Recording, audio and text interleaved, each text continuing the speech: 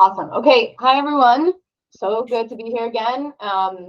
Today, we're going to be talking about how and when to raise and ramp up your revenue. We'll talk a little bit about what investors might be looking for. I know Carol from Pursuit is going to jump on it at some point, and her webinar, I believe, is tomorrow also, and that went out, that email went out, so you guys should have all that information. We'll just make sure at the end of this to reiterate what time that is and how you can register for that. But today we're going to be talking about when a bank loan might make sense and what the bank will want, and some basics of financial forecasting and fundraising. And so again, I'm Bryn, head of community at HVCI, and partnering with ThinkDutchess, we ran this program. It's the last of the series. We ran this program for the last 6 or 7 weeks. We've got a couple more chances for sounding boards, which are group advising sessions, and then one-on-ones for sure. Make sure you reach out to us. I'm sure we'll be communicating more about those in the Slack channel and via email. So look out for that so you can get your one-on-ones in. And yeah, as a reminder, we're doing this as sort of a podcast format. So we're going to be all chatting today about, something that we touched on last week. And I have Danny's here, and Pam and Johnny and Paul. We're all here today, so we'll all be jumping in. But something that we touched on last week was, talking about teams and systems. We discussed 3 main planning systems that you're kind of always working through as an entrepreneur and in a small business. And those 3 things were the activities, meaning your tasks and projects, your people, which means your customers and your contacts, and then the last was money. So today we're getting into money aspects of our business. We'll be talking a lot about the planning, and then we'll have some actionable steps that you can take now. Since this is the last of our series, we want to hit home with, some of the next steps that you can take with us, or, how you create your plan for 2023. It's really kind of an exciting end, I think, to the series, and I think you guys will get a lot out of it today. And so with that, I'm just going to pass it over to Johnny. Awesome. Thanks, Bryn. And can't believe that this is the 6th of the series already. Crazy. As Bryn noted, we've been through a lot over the last 6 weeks. We've really taken a customer-centric focus on your business, from who is your customer to what are their wants and needs in the job that really needs to be done by your product for that customer, the unit economics of that business, that product, that service that you're offering. And then, where are your customers and how are we going to market to them and get to them? And then, as Brent said last week, we talked about putting it all together with your teams and your systems. One of the things that people often think about when they think about a plan or about growth is, I don't have enough money. I don't have enough money to do that, right? So how am I going to get more money? And so some of this we'll talk very basically, like where do I get the money? And some of it we'll dive a little deeper into, it's not necessarily so much about where do I get that money as what is my plan and what are the folks who might help me want to see in that. So real quick, when we think about types of capital, we think about 4 main types of capital. The first one is revenue. Most obviously, and the best way to fund your business is by making money, is by selling things. Seems basic, but it's also a challenge, right? Because we have to spend money oftentimes before we make money. So number 1, revenue. Number 2, grants, right? So we can get grants from government organizations or not-for-profits, and we'll go into that a little bit more. The main aspect of a grant is we don't sell them anything to get the money, and they don't get a piece of our business, and we don't have to pay it back. So that's when it qualifies as a grant. So we have revenue, we have grants, then we have loans, right? Usually we're talking about loans from banks. We're not really going to get into private lending. We do have experience and knowledge on private lending that we can share, but we're thinking about loans from banks and what do bankers want to see when you're going to a bank for a loan. And then fourth, lastly, is investors. And what types of investors and what type of investors make sense for your type of business and your growth plan. And what do they want to see as well? But before we go into any more detail on that, I want to get back to basics a little bit. So I'm actually going to pitch this to Danny and ask, what do grantors, banks, and investors want to see generally in a business that is coming to them for funding? I think if I had to summarize, number one would be past performance. So past performance would mean, are you starting at zero? Is this your first potential client or contract? Where are you between, let's say, 0 to $1 million? And then on that pro forma, which would be the resource or the tool, what has been booked, what has been incurred, what has been planned. So I think everything, Johnny, with that, number one would be past performance. Number two would be, and this is where it could vary, even with private investors, based on maybe how well you know them and how deep your past experience has been, and they might know that you've been involved in multiple companies, so the trust level might be there a little bit more, but they obviously want to see projections or some form of what I'll call future forward outlook. And that's where I think we probably have to spend a bit of time today, because that's based not entirely on your gut, although that's important, but it's based on your customer business unit economic. The one thing, the cup of coffee is $4 multiplied times $1 million. So that would be the future forward look. And I think they want to see those two things for stability. And people are willing to take risk, but it has to be calculated risk.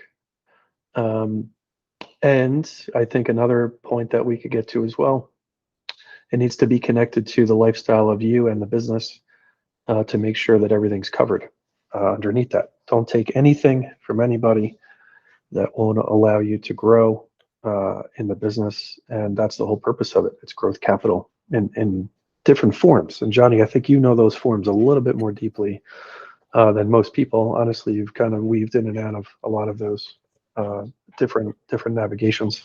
Absolutely. But I want to actually come back to, in essence, what you just said is we need to prove performance if we have it, if we're not a brand new business, but we're a going concern.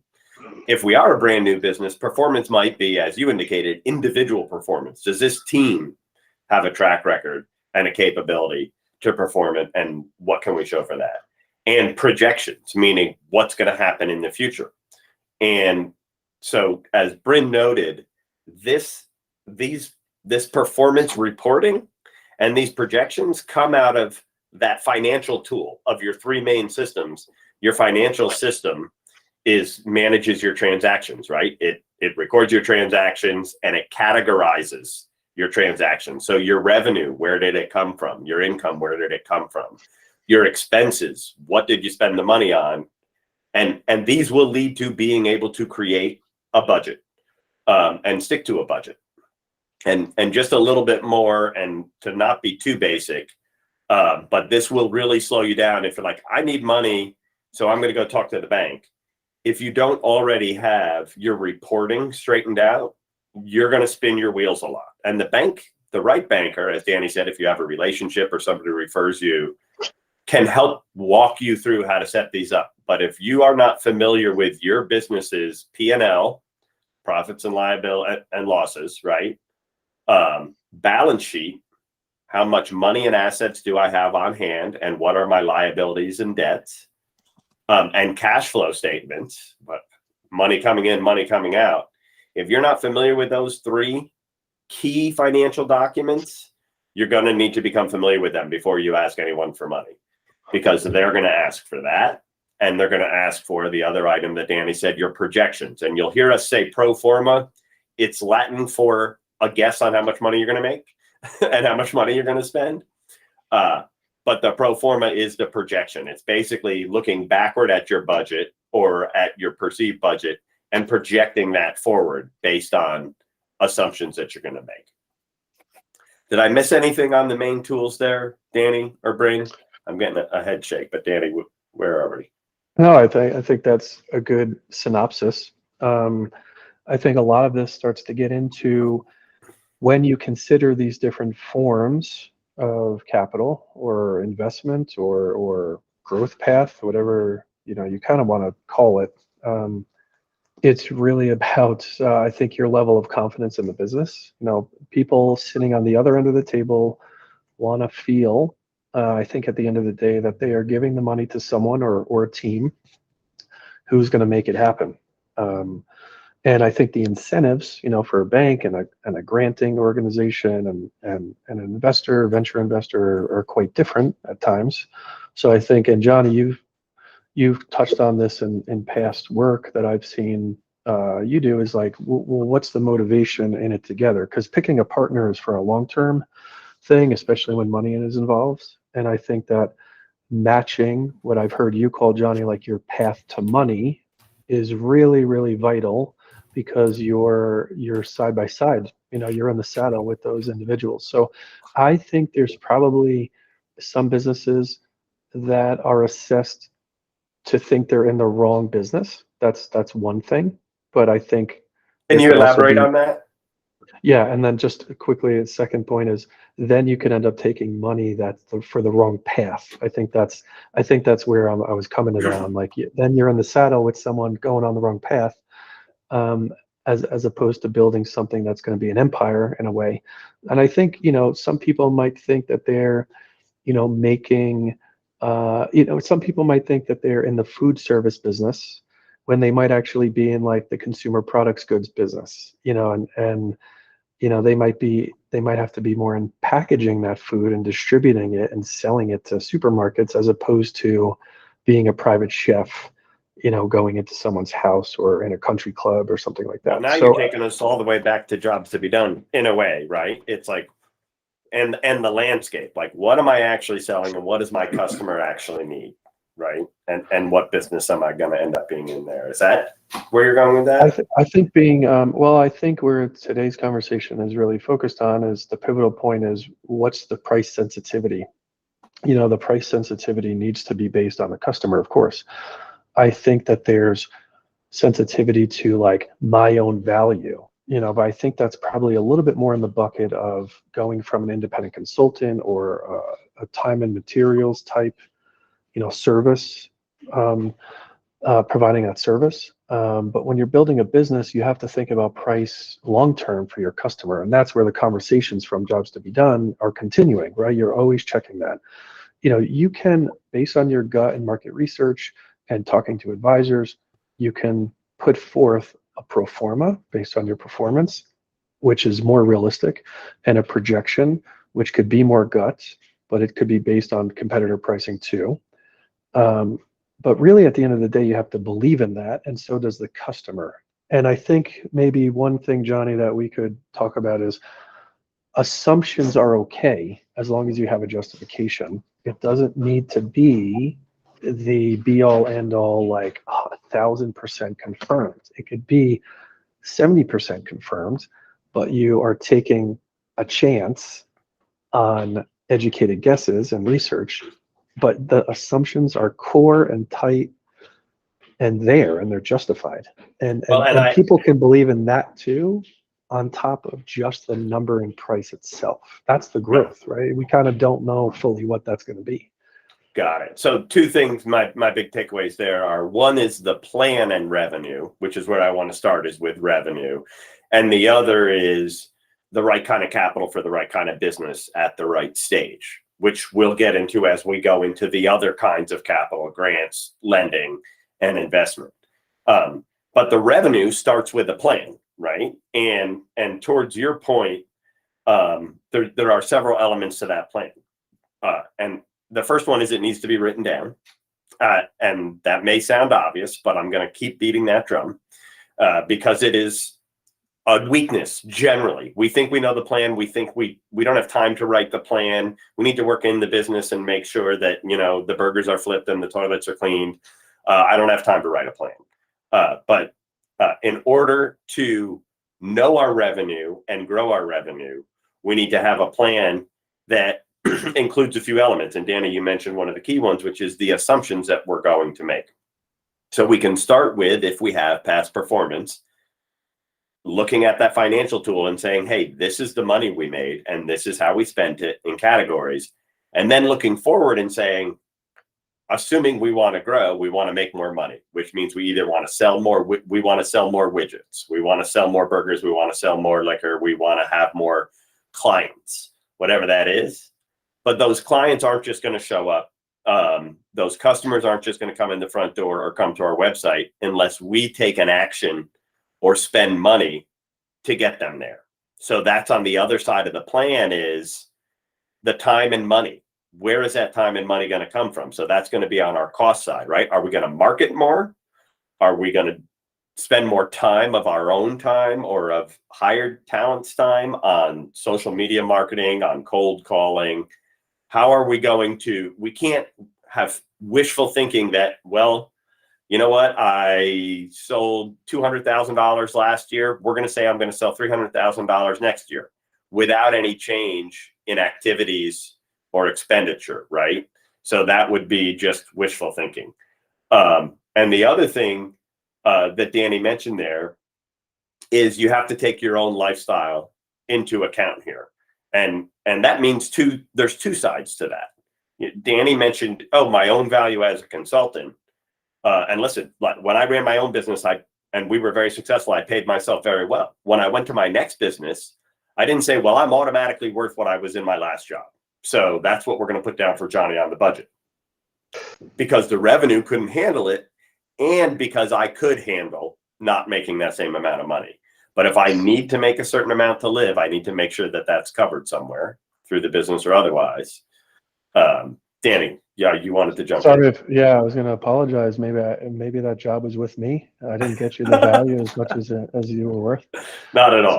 Sorry about that. No, I think it's an important point. I want to be logistical about it and operational. I think, it's like, okay, we're going to make a pro forma and keep a pro forma because it's based on past performance. That is sort of like nuts and bolts, balance sheet, type stuff. Like, here's the ins and the outs, the debits, credits, etc.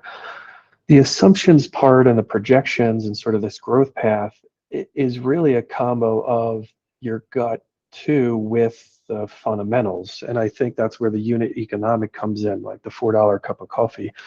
But I think the best business growers are taking a hard chance, a bold chance on something, and they're saying, I want to grow because I want to hire up to 4 people to do X, Y, Z by the end of this year, or the end of this quarter, or whatever it is. That is an assumption and a justification that is sound, and it would show someone the growth. Maybe you hit 2.5 people, right? It's 2 FTEs and a consultant or something like that. That's not a bad thing. That's where the partnership comes in, and you discuss that, and everyone's tracking that on a monthly basis. But I think overall, there's reasons why you want to grow. I mean, there could be other reasons for, I want more financial freedom or time away from the business as I grow into whatever next phase of transition that might be. I don't know. Maybe it doesn't need to be an age appropriate transition or a retirement transition. It could be, we're having another child, or I don't want to run this business anymore, and I want to find another operator to do this. I want to start investing in real estate, so I need more liquid capital to come in. Things like that. There's different transition points, but I think the reasons, Johnny, are the justifications in a sense. So there's 2 parts there. There's the personal reasons that, if you don't have understood motivations among you and your co-founders, right? And eventually Danny's referring to partners. Those are capital partners. That could be a bank, that could be a grantor, that could be an investor, right?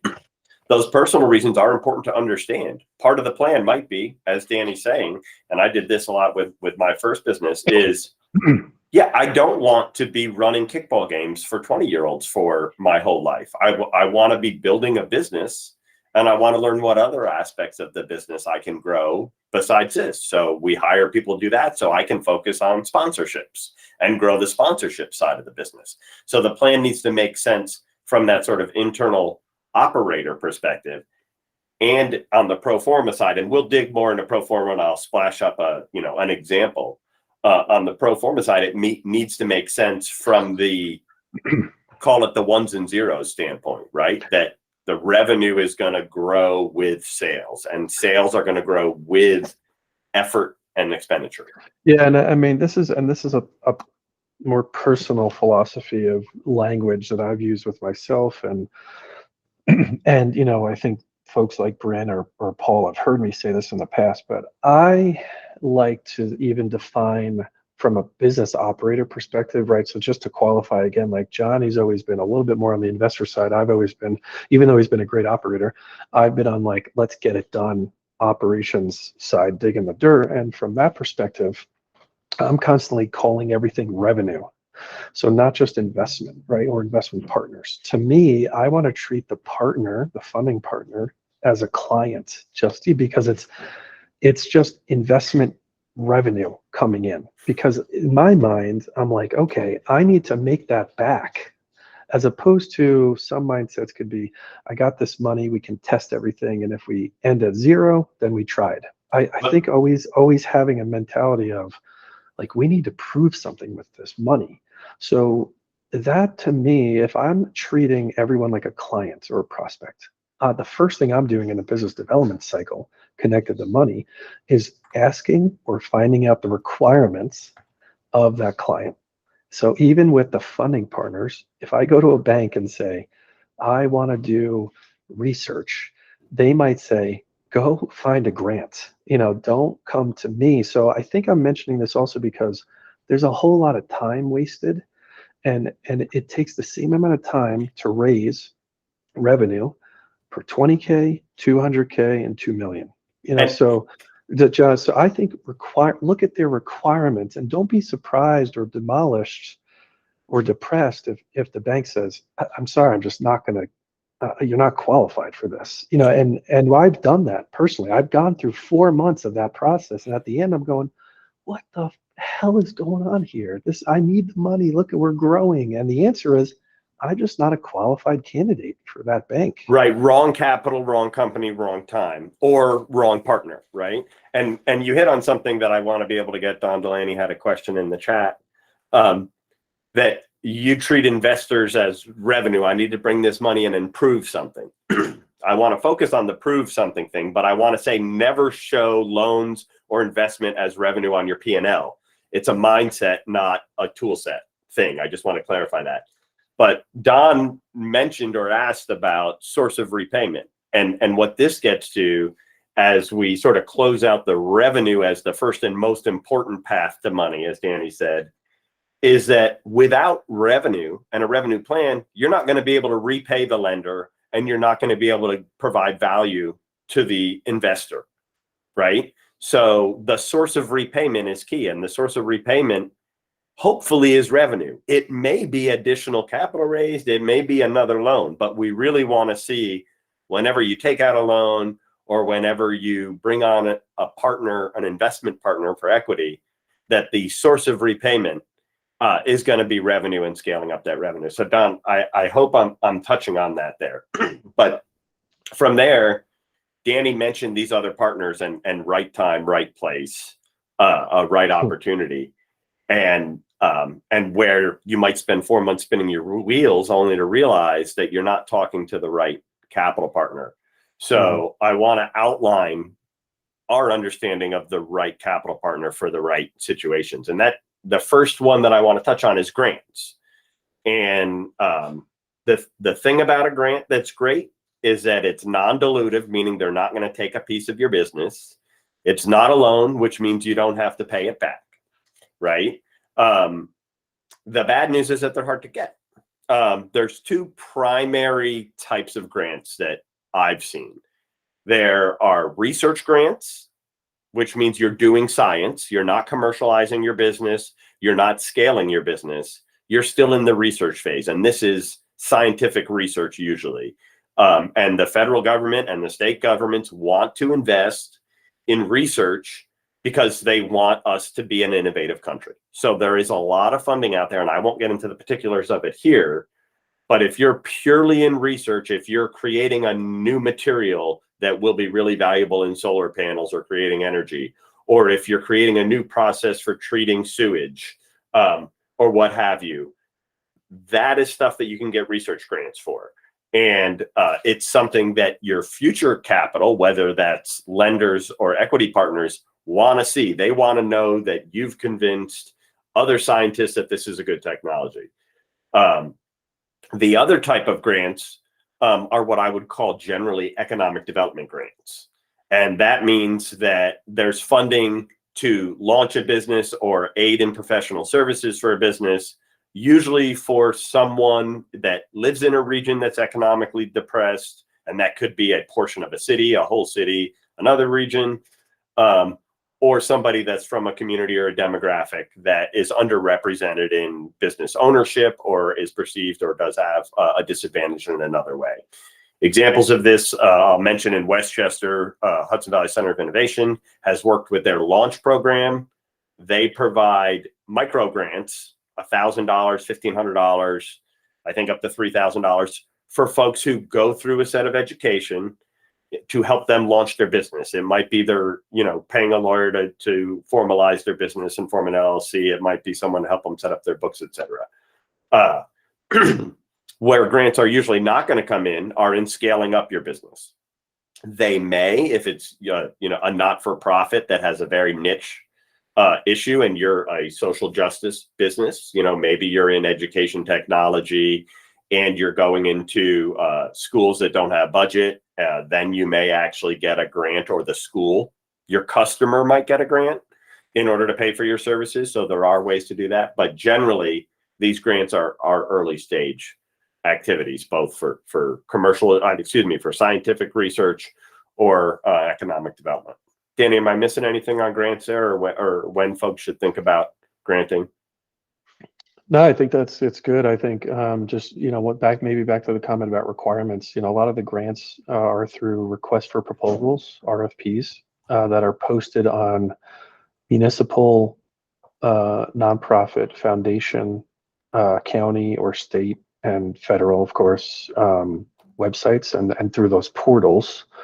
So if you go through the process, just make sure that you are qualified to do that. And usually there's a program manager assigned to every RFP. And if it's not individual for each RFP, then it's for the office, whoever's letting, it's called letting, LETTING. They let that proposal out. You can just call the office and have a program manager meeting with them. And they might direct you to the right proposal and say, we want you, to go for this one. And I'll say, if you think that you may be grant eligible or you've identified some potential grantors, and you're part of the GEARS program, great opportunity for a one-on-one. And I might sync you with Danny, or I might recommend Paul syncs you with Danny as somebody who in our team has the most experience with grants. Just a quick comment on this, back to a different form of partnership. Like the funding partner would be that letting organization. I think the exercise of a grant and an RFP is like one of the best things in the world. I mean, it's a horrible experience sometimes, I'll be honest, right? You might have to write 50 pages of something. But I think the more that I've been a part of that process, the more I've said, you know what? I don't want to do the whole thing. I just want to find a partner where I can go to them and say, I do this thing really, really well. And that's on page 7.5. And I want to be your partner to deliver this in the grant, right? That's like almost a perfect way to take the pro forma, take the projections, and to say, I think I'm going to project $75,000 per year for 5 years, delivering this program. Like Bryn built the AWEN program, right? To get people in. Like if she does an RFP, she doesn't maybe want to do proposal management or program management. She just wants to deliver the sessions, so it's like, it's an exercise in like refining your customer kind of, and doing that stuff. Right. So on that, to make sure it's clear, we may think we want a grant. So we're going to write a proposal to some organization and say, this is what I'm doing. You should give me money. But the reality is you have to find grants that say, we're looking for people who do this or can do this, and that fits your product development or your product or your service offering. Mm-hmm. And you can do the whole thing and say, oh, wow, I can do everything in that request for proposal, but that's probably not likely. You may be a part of the solution. So then you find partners, or you say, hey, I can do part of this if you have partners that are looking for that type of thing. So really good point. And the other point that I want to make about grants, because I've seen Danny and others deal with this, is that if you get a grant for a not-for-profit organization or a reoccurring grant where it's like New York State's going to fund you for 3 years to do this service, they're going to require you to be making this amount of revenue or have this amount of customers to continue to renew that grant. Think of it sort of like a scholarship maybe in college. The reporting requirements have to be taken into consideration. Do you have the capability and the bandwidth to fulfill the reporting requirements of the grant that you're getting? And these requirements can be extensive, and sometimes they can be nebulous. And you're like, I don't know what I should report. But if you don't do a good job on reporting, the grant isn't likely to get renewed. And they can also be capricious, right? You might do everything you feel like right, and then you still don't get the renewal because political winds change or something else. So these are some things that to be aware of. Danny, one more comment before we jump on to lending and I'm investing. wondering sort of okay, like on the venture backed, I was going to say some of that last comment of yours sort of applies. It's like the political winds, and then also the upside and the opportunity. I think sometimes investors, private investors, venture investors also get a bad rap sometimes because they just want the margin or the upside and the return. There's a lot more and more ESG, environmental social governance, and mission-based, and ethics-based ventures that are happening more and more now. Yeah, so, you can align values and monies and all this kind of stuff too.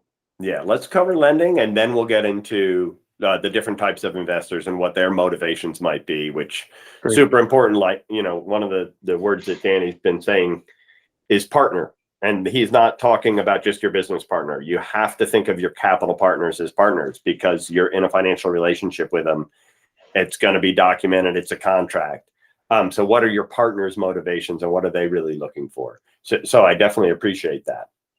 What I do want to jump into next, though, is lending, right? Because honestly, with the group that's a part of the GEARS program and the small businesses, this is most likely source for you besides revenue to fund your business. But it's not easy and there are risks involved. For lending, the first thing that I'll say is what a lender wants to see and when is taking a loan a good idea is when you have a very clear line of sight on a revenue opportunity. If I take money and spend it on X, I'm very confident that I'm going to have revenue, and not just revenue, but revenue that is multiples of the cost of that debt. So if you take out a loan with a 5% interest, the margin on that revenue that you can make because of what you do with that money should be making more than 5% of return on the spend of that money, right? So that you're growing your revenue and so that you have a way to repay that lending. And of course, this should be in your plan, in your pro forma, in your forecast. There needs to be debt payment, right? How am I going to service this debt? And I'm not a banker. I'm not going to get into all of the different types of loans. But the first thing in terms of should I take a loan is, do I know exactly how I'm going to convert this loan into sales that the customers are frothing at the gate? Like, not, I think there's customers out there, but I'll use an example. Tom from Semiconductor Northeast bought a piece of hardware. Hopefully not talking out of turn here, Tom, with a loan at a great deal because he knew he could convert it into money right away. He had a customer at the door. So first and foremost, we don't take a loan because we think we know how to maybe spend this on marketing to get ourselves moved along. But we might know, hey, I'm outgrowing my fitness center. I need to build a new fitness center. That's a good reason to take a loan. I'm going to grow into this. I know that it's near where my customers are, et cetera. So first and foremost, to me, when thinking about a loan, is that I have a direct line of sight on how that loan is going to convert into sales at multiples over the cost of the money that we're borrowing. The second aspect of lending that I'll mention, especially in small business, is that they're almost always, unless you've got a long track record of revenue, they're going to want some assets. And if you're buying physical assets like kitchen, machinery or manufacturing machinery or a building, those are assets that the company will own. So that's good. A lot of businesses these days are asset light, software businesses, straight service businesses run out of the home, etc. In these cases, if you're taking a loan, they're still going to want collateral, and they're probably going to want personal guarantees and personal collateral. So now you're on the hook, and this LLC that you might have founded that you thought, oh, well, it's liability, limiting liability. Worst case scenario, the company goes belly up and I'm fine. Not if you're taking bank loans, and they are likely going to ask for a personal guarantee from you, from anybody that your spouse, and possibly if you own property, a house, whatever, they're going to want a lien against the house for a significant loan. Under $50,000, you can go with unsecured loans and stuff like that. With that, I don't know if Carol is on the call, but we do have a partner with Dutchess County with ThinkDutchess, which is Pursuit Capital. You should be getting the emails. The email that notified you about this event also notified you about a webinar that's going on tomorrow. And Carol, if you just want to speak a little bit about what you're going to talk about tomorrow, and where maybe I'm crazy and we have a different perspective on lending. No, you are. Can you hear me? Yep, you're good. Yeah, Johnny, you're dead on about that presentation. I think that's an excellent way to kick it off. After this class, if you've digested and think, you're going to go the route of borrowing, and needing to borrowing, you have a business that can, in fact, start repaying right away, because it's not, when it comes to banks, usually payments start, within the next month or two. It's unfortunately, there's no bridge gap. So if you think that that's a route you'd like to at least learn more about, join for, and I'll dive deeper into the kind of lenders. But it sounds from the presentation where most people are in the early phases, the best, so your bank is probably not going to lend to you. Banks are really hard on small businesses. So you're going to be talking about an SBA loan. And I just, to that point, it's a complicated process, but it is there. That's the whole purpose, to fund startups. But Johnny's right that all business assets, that's expected. All lenders to small businesses will expect a personal guarantee. But then when it comes to your personal assets, which I appreciate people are very sensitive about, the SBA mandates that an SBA lender, if there aren't enough business assets, like service business, we ask for what kind of personal assets you have. If you don't have them, you can still get that loan, but you're sort of penalized. If you have assets, government wants to, it's like a good faith pledge kind of thing. So I'll be diving into that deeper. And that is for larger loans and for startups. For smaller microloans, there is some wiggle room, and particularly this other kind of lender, that's a Pursuit. That's what I do. That's what I do. And it's a community lender, a little more generous on that side, and more to come. I'd love to have you join me tomorrow. So thanks very much. Awesome. Thank you Carol, for that, Johnny, Carol. I just have one small quick question, Carol, and good to see you again from the time at Iona with the Earth and Spirit Institute. I just wanted to clarify for people that can't be on the call, maybe tomorrow, an asset, for example, might be like your Cadillac Escalade, or it might be your home, or it might be, things like that. Can you just talk about that for 1 minute? Yeah, it's your home. That is something that, right, not the pledge of small assets. And yeah, it is a home. And what's interesting though is, as a commercial lender, I understood it. So it's scary, but the government is actually saying you could have a first mortgage, your banker's got the first, you could have a home equity line of credit. So you have a second, someone else is in there on a second.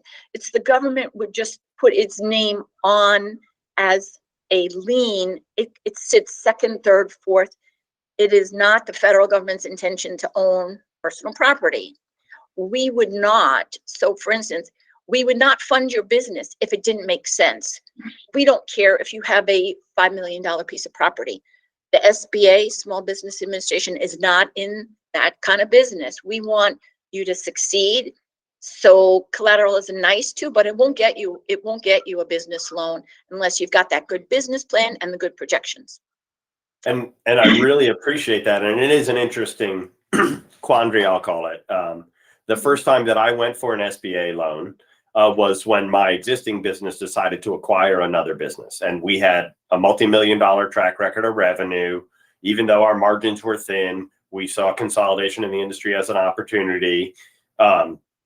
So SBA, by the way, right, Small Business Administration, it's a federal administration. It backs the loans. You work with a bank that is an SBA lending institution, and then it's backed by the SBA, and the requirements and the documents are generally the form of SBA. And there's many different kinds of them. Carol may tell you some of those tomorrow, or you can follow up with hers or another community bank institution in the future on that.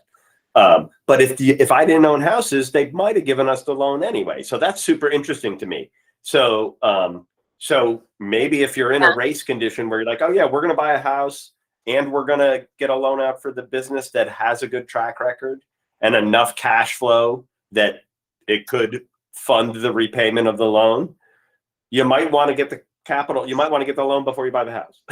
I just, yeah, and with Carol on too, I mean, and she's going to cringe when I say some of this stuff, but one of the early points one of the early points I made was, I guess, let me restate it. Don't only make your projection based on the business. You have to also infuse lifestyle in that as well. And I'm not saying that the funder is funding you buying, what's the joke? Avocado bread, right? Or avocado toast, right? For a year.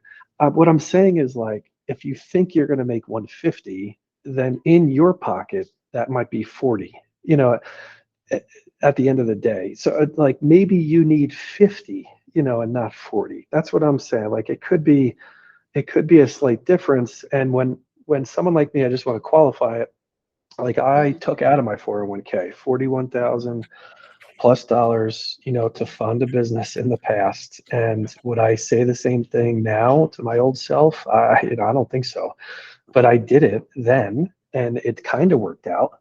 But I borrowed against that for my risk, and I took money from other things and went through the bank stuff and all this. But you end up managing too much. And you have to consider your overall growth path. I guess that's what I'm saying, and not just a business growth path. And I guess I just want to make one final comment on this. Someone like Carol, because I know her so well too, she cares about what business you're in, what you're doing, like what it is for people, as opposed to just someone that's going to write a check and say, I'm trying to meet my underwriter requirement internally to give out $1 million of commercial loans this year. So there's a difference in someone who's asking about where are you going and how big is your family and things like that. Right. So two big things there. One, to understand Danny saying that the lending and the business situation has to work for your personal situation for sure. The other side of that I just want to make clear is we are not saying commingle your business expenses and your personal expenses, just to make it real simple, right? They need to be completely separate. And if you're an individual or a small business, you may be commingling your funds currently. When you're going for loans or grants or investors, you need to prepare for that by separating them out. The business needs to be standing on its own. It should be paying you if you need to be paid at this stage in time. And your plans should show when you're going to start getting paid. Yeah. I'm glad you brought that up, Danny, because I didn't give you like the full picture. I mean, it might have conveyed that as long as a revenue minus your cost, your business is making money, we'll get you that loan. No, it's considered like global. We look at you globally. So if after the business, then that's your money. You have to pay yourself and keep your credit score. So it's this, we get into it, we look at a personal credit score. We will know when your credit score starts to suffer that you're not taking enough money from the business. So to your point, it's the projections and owner distribution, a good one. We look at your family situation and your own income and how many people you need to support and all that. Then we know you'll feed your family first and then pay us. So that is all baked in. It's not just that one line. We look at a holistic view. Yeah. Awesome. Johnny, I just wanted to make one quick comment, Yep. and this relates directly to what you were saying about mingling your personal and your business. One of the recommendations that we make, especially for early businesses, make sure you have a business credit card, because that'll help you establish your credit as a business, and it'll help you to separate that in a very distinct way so that you can go for loans and you can manage your business. So make sure that you have those two different cards distinctly. Great. Awesome. Well, that I think will round out our lending. And the fourth is investors. And this is something that a lot of people get interested in and excited about, especially with an early stage business, especially with a business that they think has a huge opportunity to scale and grow. But just like all the complexities that we mentioned with banking and lending and with grants, there's a lot to uncover here. And there are a lot of different types of investors. So one of the things that comes to my mind first, when small business owners or startup founders think they want investment and they start to get out in the world at conferences, at events, et cetera, is they're going to meet people and they say, "What do you do?" And they say, "I'm an investor." This tells you almost nothing about what that person does or if they're a decent investor for you, right? This is, you really have to make sure you understand what type of investor might invest in your business, what type of investor is a good investor for your business and your business goals, and what type of return and return expectations those investors may have. So HVCI has run Excel 7, which is an accelerator specifically for startups, which are businesses that are looking to scale to over 50 million in revenue and looking to identify $1 billion markets. So we're talking massively scalable companies. So we love to talk about venture capital and angel investors. But that is not our primary audience in the Gears program or here today. We have some folks who may scale to hit some of those numbers or those metrics, or grow into other businesses that may acquire them. But generally speaking, venture capital is not the kind of investor that you want for a small business, a family business, a brick and mortar business. In that, I mean a restaurant or a single retail shop, or even a series of 3 to 5 retail shops in a region. Venture capital, venture comes from adventure, high risk. We expect 95% of the investments to go to zero. So if you're talking to angel investors and venture capital, you're talking to folks who expect you to scale to 50 million in revenue in the next 5 to 10 years, and folks who want you to be tackling $1 billion market, which I don't think is most of the people in the Gears program, but is folks who may be listening to this afterward or joining us from other ways. Other types of investors are what I would call yield or dividend return investors. And these, to me, there's two sort of mindsets that these fall into is small business like restaurant investors that may become a partner in an LLC that is the restaurant. So they buy a piece of the business and expect a piece of the annual or quarterly return or profit from the business. And real estate investors. And real estate investors, whether they're investing in one building or a strip mall or a condominium or complex, when they're investing, they're looking for an ongoing return of their investment as well as a return of the initial capital later on. If you're in a business that has or may have a real estate component where you're like, wow, I've proven this is going to be a good business, or I've been in the restaurant business for a while, but I've been paying rent and I'd really love to own my own building because the numbers look better, might be a good opportunity to partner with a real estate investor. And as I said, on the small business side, if there's somebody who's like, yeah, I'd love to come in for 20% of the business, and that means that I want 20% of the profit moving forward, right, on an annualized basis. Guess what? They're going to want all the same documents that we talked about before. They're going to want to see that you're running your business well, that you have a profit and loss statement, that you have a budget or pro forma, and they can see what the expected potential profit is on this opportunity. And that will help them gauge how much of the business they should get for however much that they're going to invest in your business. And more similar to the banks, they're also going to want to maybe have a personal guarantee or something. They may say, hey, I'll buy 20% of the business, but if the business can't pay the expectations, then I'm going to get 51% of the business, and I'm going to get to control it and decide who's going to run this business and who's going to operate this business. So these are the private investors in small business there. I want to take a pause there and see if Danny or others have comment on that. And I can go into venture and angel investors in more detail. But I'd want to know if anybody in the audience is like, yeah, I definitely think that I should be looking at angel investors and venture capital. If you want to raise a hand or put a comment in the chat, we can jump into that further. But Danny, am I missing anything or any gaps there on No, investors?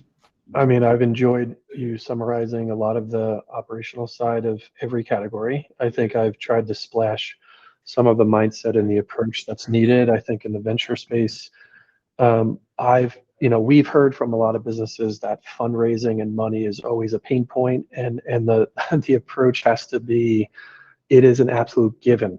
It is water and throughout the day, and milk with dinner, with your steak and potatoes. Like it is an absolute given.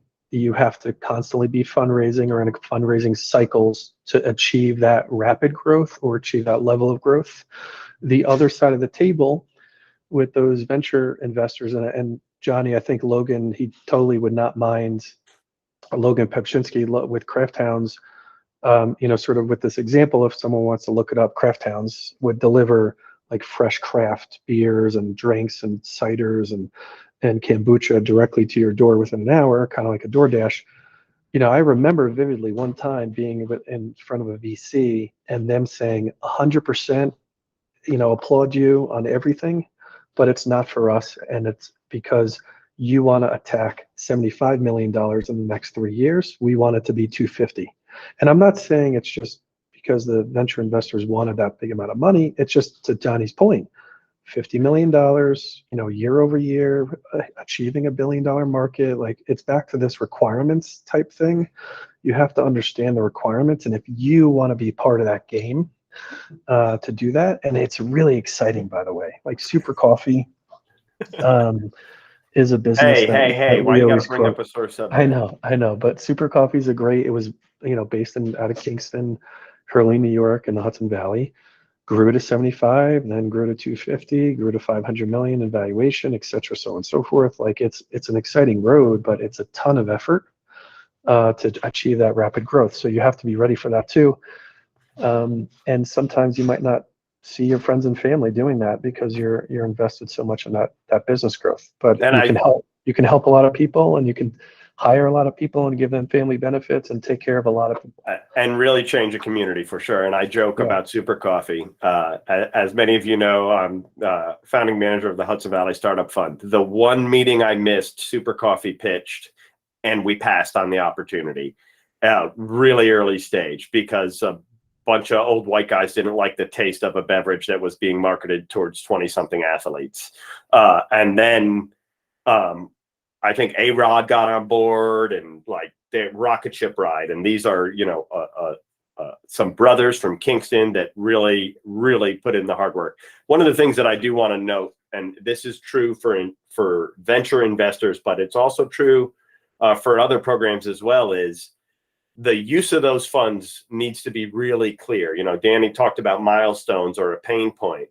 When you're looking at venture investors, they want to know what milestone, where are we going to get with this money? And it might not be to profitability and ability to repay, right? Because the venture investors, they see the exit opportunity, or when they're going to get a return on when the business either goes public, very unlikely, like 1% of 1%, right? Or when the business gets sold. So they want to know, is this money going to help you get to the scale where somebody's going to be interested in buying you? If you're in the spirits industry, is this going to help you go to the point where Diageo wants to buy you because you've now got the growth trajectory and you're slotting into a gap in their market? If you're in the gym industry, is this something where Planet Fitness is going to want to buy you? Because same thing, you're growing and you're going to slot into a hole in the market and they're going to convert you to Planet Fitness branded gym, whatever that is. They want to see this fund is going to get you to the next stage. It might not be all the way to exit, but it might be these funds are going to get you to a point where more money is going to come in and invest because you've removed some risk. And then that's going to take us on the further journey. So Don asked in the comments about convertible debt. There's a lot of detail on venture investing and the different types of ways that investors may come in, but I'm gonna hold off on getting into that. One of our guests said they wish this program is going to keep going for a whole year.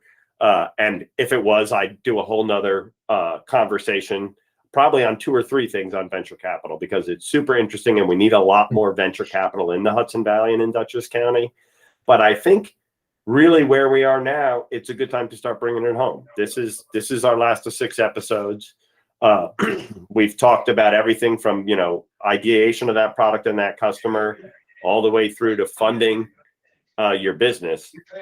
And I know Danny's going to have to jump off in just a sec, so I want to give him an opportunity to say any other last words, and then I hope to sort of wrap it up and let you know what we hope you're going to do next with the information that you've gleaned over these last 6 sessions. Danny? Yeah, I guess if it's closing thoughts, I mean, some of the 2 things that I always think about from my mentors, my business mentors I meet with like once a month, and my sort of personal spiritual mentors is a combo of, and it always sounds juxtaposed to business growth, but sometimes slower is better, and going slower and figuring out kind of what that unit economic is and who your customer is and all of that. And then, that's where we referenced it, I think in episode 1, it's like the special operations community would say, well, then eventually you go slow to fast, like really fast. So slower is better sometimes. I think that's juxtaposed to a world that somewhat, kind of is biased to people who always need to be on, always need to be able to like public speak on any topic at any moment, need to have an answer to everything. And I think, some MLK type reflection before every major speech that he gave, he'd go to the hotel room and take an hour and just think about stuff. I think that's okay, as you think about your growth business. And then also, kind of on the flip side, from the transcendentalists, those literary experts, that gave us people like Walden and Henry David Thoreau and stuff like that. They would always say, dare to be wise, and it's sort of like, you got to go for it, and you got to believe that what you're building is best for the world and best for your family. And that's the venture part of it, that you just have to wake up every day and say, I'm gonna do this. I would throw a curse word in there, to really motivate people, but I want to be polite on this call. So I think you have to have a combo of those types of perspectives with the fundamentals that I think the episodes have really kind of built on top of each other. So thanks, Johnny, for allowing me to step up on the pulpit for 30 seconds there. Awesome. And that go slow to go fast, that's the working on your business as opposed to working in your business, right? Our business is going to pull at us every day, and that's great, right? That means that we have customers and we have an engaged staff and we have opportunity. But, as Danny said, the world pulls us in a million directions right now. Oh, I got to be updating my social media posts on Instagram. Oh, I got to go check this thing. Oh, my inbox. But if we slow down and take the tools that we've discussed and the rest of your tool set and use it to plan, then we can speed up, because we don't have to make a guess or make a new decision every step of the way. We just got to look at the plan. So the piece that we didn't do in this program that we have talked about in the sounding boards and in the one-on-one sessions is the plan. All of this discussion is great. All of this thinking and knowledge sharing is great. But until you document a plan and measure yourself against the plan, you're not even going to know if you're succeeding or not. And the faster your company's moving, and even the more money you're making, the more likely it's going to spin out of control at some point without that plan. And I've seen companies that are making money hand over fist without a plan crash into a wall and go up in flames. And I've seen companies that maybe aren't making a ton of money that have a plan crash into a wall like COVID and survive fine, because they don't just have a plan. They have this is the expected plan. This is a really bad worst case plan. And this is a wow, if everything goes great plan, right? So what I would just encourage everyone to do, those within the Gears program and those not in the program but watching these series, is to focus on that plan, whether it's internally with your team, whether it's with a consultant, whether it's through the Gears program or similar, to get in that habit of making a detailed plan. And it starts with that financial plan. It starts with that sales forecast plan, and with that team plan, and everything grow out of that. And of course, HVCI and ThinkDutchess are here to help along the way. With that, I want to thank ThinkDutchess for giving us the opportunity to present this information and to provide the Gears program. I want to thank Pam, Paul, Danny, and Bryn, and everyone at the Hudson Valley Center of Innovation for contributing and building this program together and delivering it. And I want to encourage everyone in the program to continue to make use of the sounding boards. As Bryn said, I think we have a couple weeks left. And we do have an inventory of one-on-ones that we really want to help you define that plan and review that draft plan with you. With that, I'll say thank you. Best luck to everyone. Let's say thank you to Carol too. And Absolutely. a reminder about the event tomorrow for her. There you go. So those of you, the most likely path beyond revenue for the small business is lending. I think Carol will have some great additional insights on that. All right, folks, thank you all very much. Have a great week, and we look forward to seeing you on the other elements of the See program. y'all. Bye, guys. Thank you. Thanks, Carol.